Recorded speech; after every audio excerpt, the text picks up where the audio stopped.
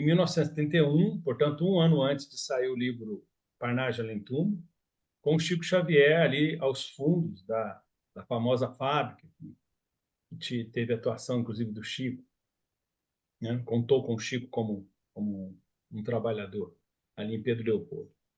E, e Emmanuel teria esclarecido o Chico uma referência muito sólida. Se em algum momento, alguma coisa que ele apresentasse, e aí eu estou entendendo que ele, não é só ele, mas os espíritos que se manifestassem pelo Chico como um todo, que eram coordenados por ele como coordenador do trabalho mediúnico do Chico como um todo, ele era o mentor do Chico e o mentor do trabalho. Então não era só ele, era ele e os espíritos que ele selecionou para trazer mensagem pelo Chico. Então, em algum momento que ele apresentasse algum material, os espíritos apresentassem algum material que ficasse em oposição a Allan Kardec e a Jesus e o Evangelho, que ele largasse Emmanuel e a sua equipe e ficasse com Kardec e ficasse com o Evangelho de Jesus. Então, veja bem, quando Emmanuel fala isso, ele está, de certa forma, reforçando as nossas bases kardecianas. Por quê? Porque Kardec mantém Jesus, na verdade, ele até eleva o evangelho, porque ele torna o evangelho compreensível e traz o evangelho no nível de profundidade maior, uma discussão maior através do evangelho com o espiritismo, o céu e o inferno, a Gênese, todas as obras, aliás, a partir do próprio livro dos Espíritos. Então, Kardec exalta o evangelho, mas ele retira as interpretações equivocadas do ser humano que poderiam empalidecer a beleza da profundidade das mensagens de Jesus.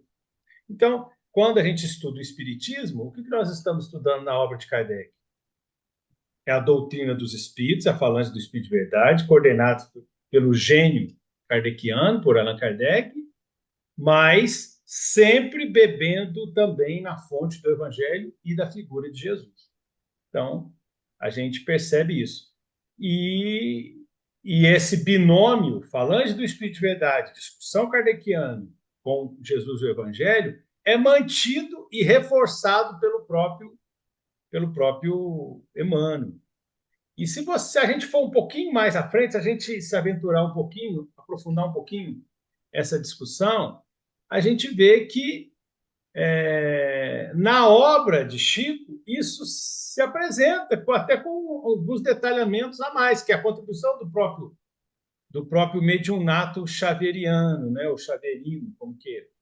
Porque quando você lê, por exemplo, a questão 625 de Livro dos Espíritos, que estabelece que Jesus é a referência como modelo, como exemplo, como guia, como protetor espiritual, logo abaixo, na nota que é adicionada a essa questão 625, é dito Jesus e a doutrina do Evangelho. Então, não é só Jesus como referência, ele, Espírito, mas a essência moral, principalmente, que ele trouxe no Evangelho, mas que ele sabia que seria desdobrada através do nosso crescimento intelectual, para que, no segundo momento, a gente pudesse avançar e ter uma compreensão espiritual maior, que a doutrina espírita representa, principalmente, né?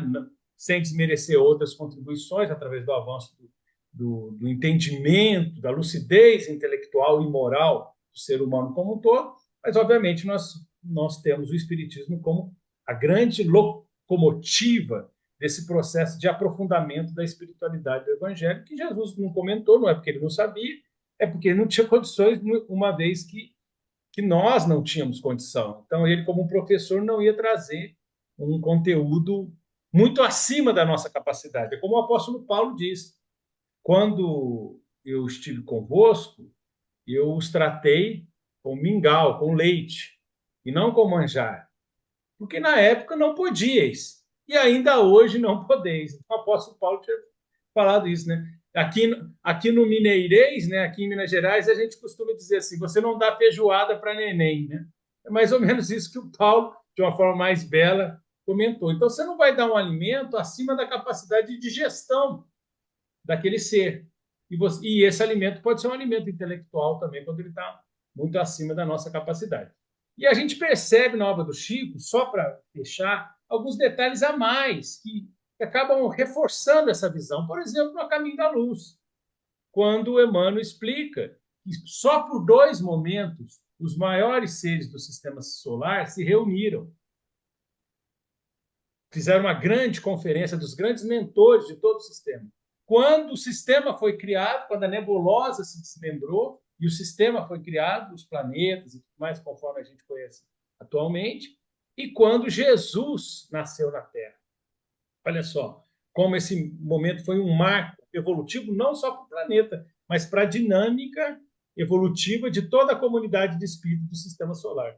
E também podemos comentar, né, citando o livro Na Era do Espírito, daquela série muito bela que a gente já comentou aqui várias vezes, de Herculano Pires, trabalhando em parceria com Chico, com Emmanuel e com outros espíritos da equipe coordenada por Emmanuel, né? Que tem no final do seu livro justamente essa discussão. Como nós entendemos Jesus?